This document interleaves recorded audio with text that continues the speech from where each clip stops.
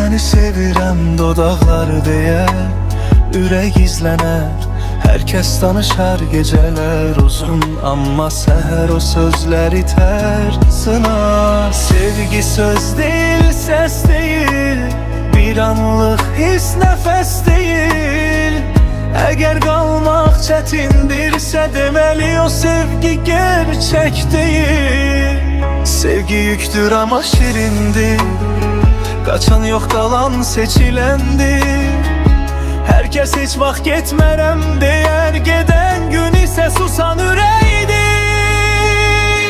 Sevgi sözlə atılmaz ortaya, sevirəm deyib külək kimi yoxa. Sevgi qorumaqdır, möhkəm tutmaqdır, əllər titrəsə də buraxmamaqdır. Əgər sevirsənsə qal yanında, yalnız sözlə yox hər anında.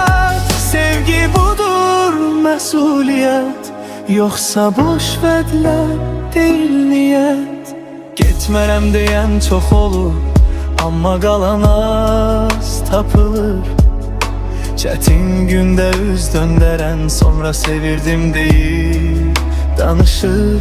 Mən nağıla inanmıram artıq, mən səssiz qalan sevgini tanıyıram.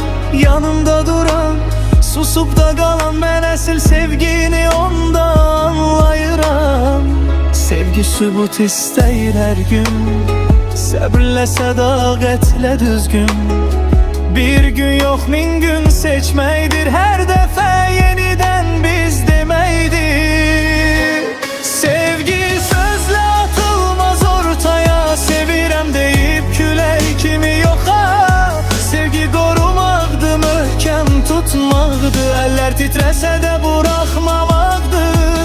Əgər sevirsənsə qal yanında, yalnız sözlə yox hər anında.